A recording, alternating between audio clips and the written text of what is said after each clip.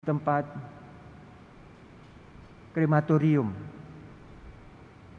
Seorang berkata kepada saya, karena waktu itu dibagi-bagikan nasi kotak, ada roti juga, dan ada minuman. Katanya kepada saya, kita itu pesta ketika kita lahir. Ketika kita menikah, kita pun berpesta. Dan waktu meninggal pun kita pesta. Saya membenarkan. Tetapi kemudian saya pikir-pikir, ada perbedaannya dalam pesta-pesta itu. Ketika lahir, kita itu dipestakan orang tua kita. Karena bukan kemauan kita untuk lahir, dan ketika lahir kita tidak tahu apa-apa, tetapi kelahiran kita itu menggembirakan. Dipestakan oleh orang tua kita. Ketika kita menjadi mempelai, itu tergantung. Ada orang yang menjadi mempelai karena pilihan orang tua. Kalau demikian, orang tua itu yang mengadakan pesta itu. Dia memilihkan jodoh untuk anaknya, atau anak masih dalam kuasa orang tua. Tetapi kalau orang ya zaman sekarang biasa memilih jodohnya sendiri, karena memang merasa saya yang sendiri yang menentukan jodoh saya. Dan karena itu lalu pesta pernikahan itu atas biaya sendiri. Artinya orang sendiri yang mau melakukan pesta itu. Bagaimana dengan orang yang meninggal? Siapa yang memestakan dia? Orang yang meninggal itu berpesta atas nama dia. Artinya dia sendiri yang menyelenggarakan pesta itu. Sekalipun dia sudah meninggal, dia bersiap-siap untuk mengadakan pesta itu. Terjadi di suatu kebudayaan. Kakek saya itu cerita bahwa di suatu daerah di Tiongkok sana, itu kalau pesta orang meninggal itu seminggu itu dipestakan. Karena orang tua itu yang meninggal itu sudah mempersiapkan. Bahkan petinya pun peti yang sangat kuat, tahan seminggu. Berpesta. Di Kalimantan, di orang-orang Dayak waktu saya di sana itu, kalau meninggal berpesta juga. Sepulangnya dari penguburan, orang itu sudah siap. Mereka membunuh babi, lalu makan bersama. Rupanya itu suatu tradisi. Dan kita di sini pun ada yang membawa tradisi itu. Ketika saya masih kecil, ketika ikut penguburan, selalu disediakan roti dan air minum. Sepertinya juga sebagai tanda bahwa yang meninggal ini berpesta, karena dia pergi meninggalkan keluarganya, ingin meninggalkan keluarganya dengan kebersihan hati. Sepertinya itu. Bagaimana dengan kita sekarang ini? supir Grab itu berkata kepada saya tadi, besok itu penanggalan merah ya, Kamis. Ini untuk apa ya? Saya bilang kepadanya, ini untuk merayakan hari kenaikan Tuhan.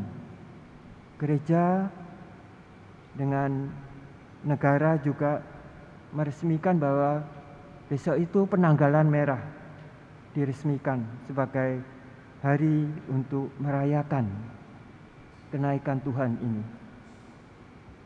Lalu dia berkata dia akan siap.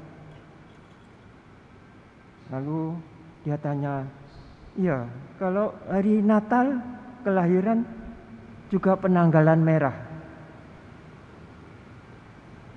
Dan hari Jumat Besar, wafat Isa Al-Masih, itu penanggalan merah juga. Dan hari ini, Kamis, hari kenaikan Tuhan, juga hari untuk dirayakan. Sopir itu lalu tahu bahwa hari ini hari kenaikan Tuhan. Dan dia bergembira karena katanya dia sudah siap untuk mengantar orang ke gereja. Dia pasti beragama lain, tapi turut bergembira. Hari ini kita memang berpesta karena kenaikan Tuhan. Suatu hari di mana kita merayakan sebenarnya mempelai yang meninggalkan kita. Satu-satunya yang sangat berbeda dari Yesus ialah bahwa ia sendiri menentukan kelahirannya, menentukan sendiri kapan ia mau tampil. Kalau Injil mengatakan ketika ia tampil itu kita bisa lihat ketika pesta kawin di Kana. Ketika pesta kawin di Kana itu Bunda Maria berkata, tuan rumah kekurangan anggur. Pesta ini akan gagal karena anggur yang telah habis. Tetapi Bunda Maria berkata, dan kemudian Yesus menjawab, mau apa engkau, hai perempuan? Yesus tidak lagi memanggil Maria ibu, tetapi perempuan. Artinya dia maksudkan Maria itu sekarang sudah jadi milik, bukan dia menjadi milik Maria lagi, tetapi bahkan Maria itu menjadi miliknya. Yesus yang menentukan. Tapi Bunda Maria berkata kepada pelayan, lakukan apa yang diperintahkannya. Maria menolong supaya orang-orang menuruti perintah Yesus. Dan puncak mempelai itu ketika Yesus mengatakan kepada orang-orang yang menanyakan orang-orang Farisi, mengapa muridmu tidak berpuasa? Yesus berkata bahwa sahabat mempelai tidak perlu berpesta, tidak perlu berpuasa. Tetapi puasa itu akan datang ketika mempelai itu pergi. Dan kita semua ini mempelai. Kristus memilih kita untuk menjadi mempelainya. Itu pilihannya. Karena itu kita pun siap untuk, kalau kita siap menjadi mempelainya, maka kita pun siap untuk mengikuti apa yang menjadi kehendaknya. Karena maksud luhur dari Yesus ialah Ia ingin menyelamatkan para mempelainya. Kita semua ini ingin diselamatkannya. Karena itu pula Ia berkata kepada para murid-Nya seperti Injil tadi, bersiap-siaplah. Karena aku akan pergi kepada Bapa, dan aku akan menemani engkau dengan roh kebenaran yang akan diutus oleh Bapa bersama dengan aku untuk para mempelai ini, supaya dalam menghadapi masalah dalam hidup ini tetap teguh dalam iman dan percaya akan kuasa Allah. Roh Kudus itu yang punya kuasa Allah. Kalau kita memiliki Roh Kudus, maka kita juga memiliki kuasanya, agar kita bertindak atas nama Yesus dalam segala perbuatan dan pekerjaan kita. Itulah maksud Yesus. Karena itu Ia mempersiapkan, Ia sendiri yang mempersiapkan bagaimana Ia pergi kepada Bapa. Di salib itu adalah pembaptisannya. Puncak pembaptisan itu adalah ketika Yesus disalibkan dan serahkan nyawanya untuk kita. Tetapi Ia tetap hidup, dan karena itu Ia mendampingi kita supaya kita selalu siap untuk melakukan pembaptisan kita. Sampai kapanpun kita hidup ini, Dia menemani kita dengan roh-Nya. Karena itu siapkan hatimu supaya roh penolong, roh penghibur itu tetap tinggal di dalam hatimu. Seorang dari jauh, ia WA kepada saya menanyakan bagaimana rasanya dan bagaimana konkretnya digerakkan oleh Roh Kudus itu. Dia merasa Roh Kudus itu belum menggerakkan dia. Belum menggerakkan dia. Lalu ia bertanya, bagaimana rasanya digerakkan oleh Roh Kudus itu?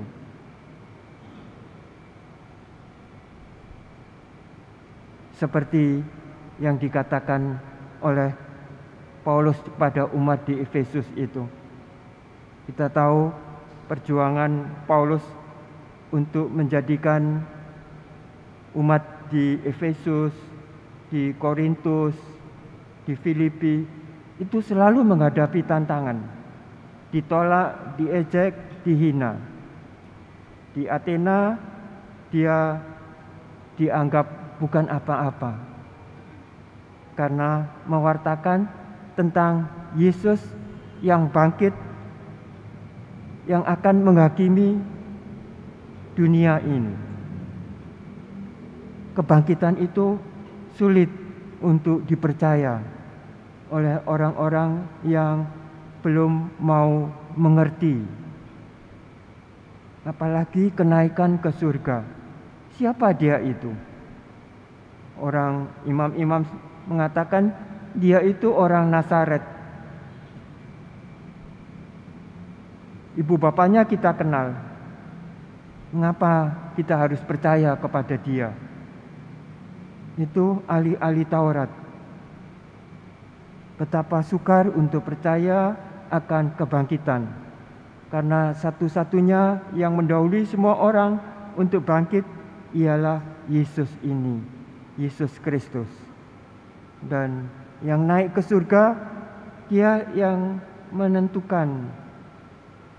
Dia tahu bahwa dengan duduk di sisi kanan Bapa, Ia akan mengutus Roh Kudus-Nya kepada kita, supaya kita menyelami Roh Kudus yang diberikan pada orang-orang pilihan itu.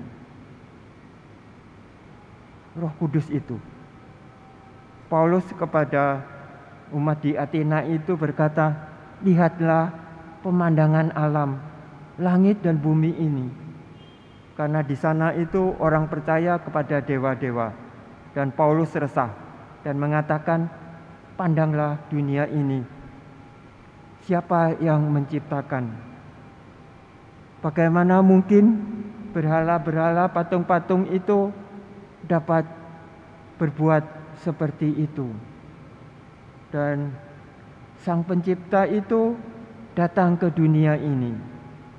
Dan orang Athena tidak percaya.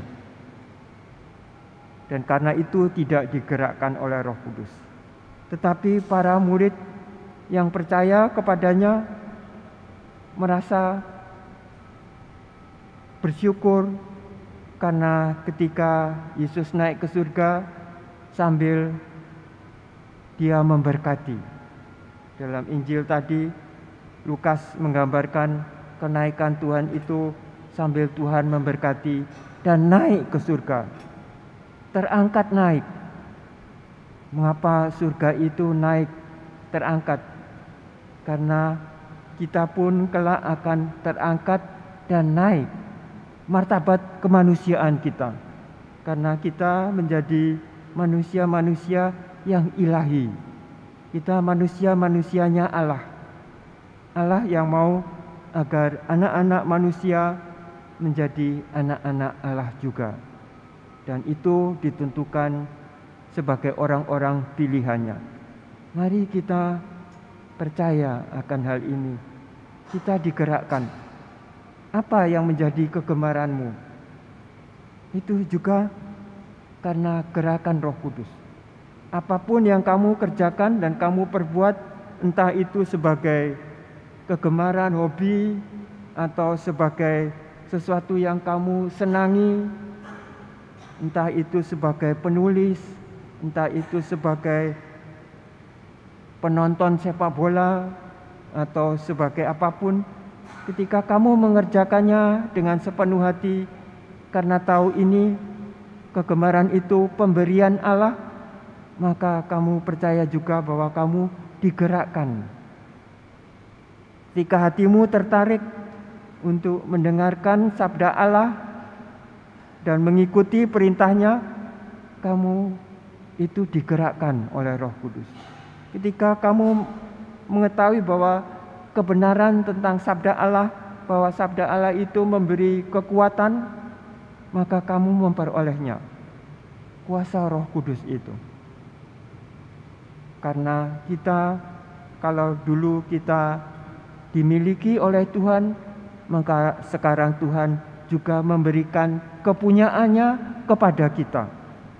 Kekuatan kuasanya kepada kita untuk melakukan apa yang diperlukannya untuk menjadi saksi-saksi baginya. Bahwa kita hidup ini bukan seperti kata Paulus kepada umat di Efesus itu, bukan ditentukan oleh pemerintah-pemerintah atau penguasa-penguasa, oleh orang-orang yang pandai. Karena kita sekarang ini sering dicobai oleh pendapat-pendapat, oleh pandangan-pandangan orang yang ingin menguasai kita, akan harta yang dimilikinya untuk menguasai kita. Tetapi kita akan tetap teguh bila kita percaya bahwa kuasa Allah itu jauh di atas segala apa yang ada di bumi ini. Seperti kata surat Efesus tadi itu, kuasa Allah cemerlang. Dan karena itu mari kita pada hari ini bersorak-sorai. Seperti Mazmur tadi mengatakan, bersorak-sorailah karena Allah datang diiringi sangkakala. Ketika Yesus lahir, pesta itu bukan pesta yang orang-orang yang punya harta atau punya makanan yang enak-enak. Tetapi waktu Yesus lahir di Bethlehem itu, orang-orang yang datang itu adalah gembala-gembala, diiringi sorak-sorai dari malaikat-malaikat. Itu perbuatan Allah. Mari kita juga membiarkan Allah untuk berbuat dalam diri kita. Amin.